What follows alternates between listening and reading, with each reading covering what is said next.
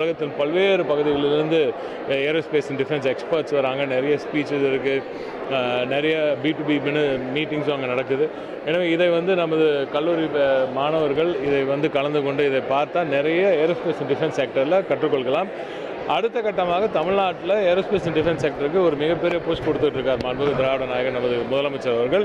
எனவே இந்த செக்டர் மிகப்பெரிய அளவில் தமிழ்நாட்டில் நிச்சயமாக பூம் ஆகும். இங்கே நீங்கள் உங்களுக்கு அடுத்து வரும் இந்த 5-10 ஆண்டுகளில் இந்த செக்டருக்குள்ளே போகணும்னு நினைக்கிற பிள்ளைகள், படிக்கணும் என்று நினைக்க வேண்டிய பிள்ளைகள் இதுக்குள்ளே நீங்கள் இந்த கான்ஃபரன்ஸுக்கு நீங்கள் நிச்சயமாக பயன்பெறலாம் என்று நான் நம்புகிறேன். அதான் சொல்கிறேன், இப்போ தான் சொல்லியிருந்தேன், ஏரோஸ்பேஸ் அண்ட் டிஃபென்ஸ் செக்டரில் தான் நமக்கு ரொம்ப பெரிய புஷ் இருக்க போகுது.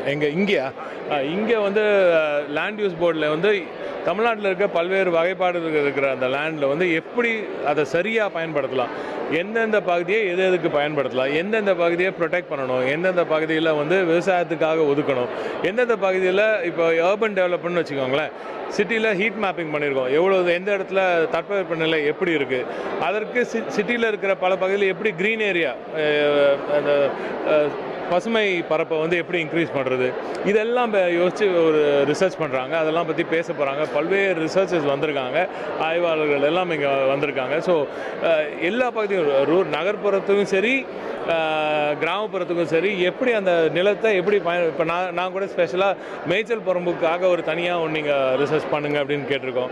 அங்கே இருக்கிற பறவைகள், அந்த மேய்ச்சல் புறம்போக்கு சார்ந்த பறவைகளுக்கும் அங்கே இருக்கிற அந்த அனிமல்ஸுக்கும் என்னெல்லாம் பண்ணலாம் அப்படின்றது ரிசர்ச் பண்ணுங்கன்னு சொல்லி கேட்டிருக்கேன்.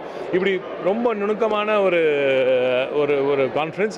ஸோ நிச்சயம் ரொம்ப முக்கியமான நுணுக்கமான ஒரு கான்ஃபரன்ஸ். இதுக்கப்புறம் இன்னும் ஒரே இன்ஃபோ இருக்குது. அதான் சொல்கிறது, இப்போ நம்ம Tamil Nadu research and development capital of India. நம்ம இங்கே தான் ஏன்னா நம்ம எல்லாமே மேனுஃபேக்சரிங் சர்வீஸ்லாம் நிறைய பண்ணிட்டோம், அதில் எல்லாமே நம்பர் 1 இருக்கும். அடுத்து நம்ம கான்கர் பண்ண வேண்டியது இந்த research and development, not only for India, south east ஏஷியாக்கே நம்ம தான் ஒரு தலைநகரமாக இருக்கணுன்றது தான் மாண்புமிகு திராவிட நாயகர் நமது முதலமைச்சர் அவர்கள் நோக்கம். ஏன்னா இந்த ரிசர்ச் அண்ட் டெவலப்மெண்ட் ஆய்வு நோக்கி நாம் பயணிக்கிறோம். நாமே நம்மளோட ப்ராடக்டை உருவாக்கி அதை நம்ம இங்கே மேனுஃபேக்சர் பண்ணுறது இது ஒன்று. அடுத்து இதை ஒட்டின ஒரு விஷயம் தான் குளோபல் ஸ்டார்ட் அப் சமிட். நமது மாண்புமிகு அமைச்சர் தாம அன்பரசன் அவர்களின் தலைமையில் ரொம்ப அற்புதமாக ஏற்பாடு செய்யப்பட்டிருக்கிறது. கோயம்புத்தூரில் 9-10 2 நாட்கள் மிக அருமையாக நடக்க போகுது குளோபல் ஸ்டார்ட் அப் சமிட். இளைஞர்களுக்கு, குறிப்பாக புதுசாக தொழில் துவங்குவவர்களுக்கு புதிய ஐடியா இருக்குது, நான் இது ஸ்டார்ட் அப் எப்படி பண்ணணும்னு எனக்கு தெரியல, எனக்கு தேவை, எனக்கு ஹெல்ப் தேவைன்னு நினைக்கிறவங்களும் அங்கே வரணும். கோயம்புத்தூரில் மிகப்பெரிய அளவுக்கு நடக்க போகுது. 2 நாட்கள் இது நடக்குது. முதல் நாள் மாண்புமிகு திராவிட நாயகர் நமது முதலமைச்சர் அவர்கள் கலந்து கொள்கிறார். இங்கே 7ஆம் தேதி நம்ம ஏரோடெஃப்கானுக்கு வராரு, 9ஆம் தேதி கோயம்புத்தூருக்கு அந்த ஈவெண்ட்டுக்கும் வராரு. ரெண்டுமே மிக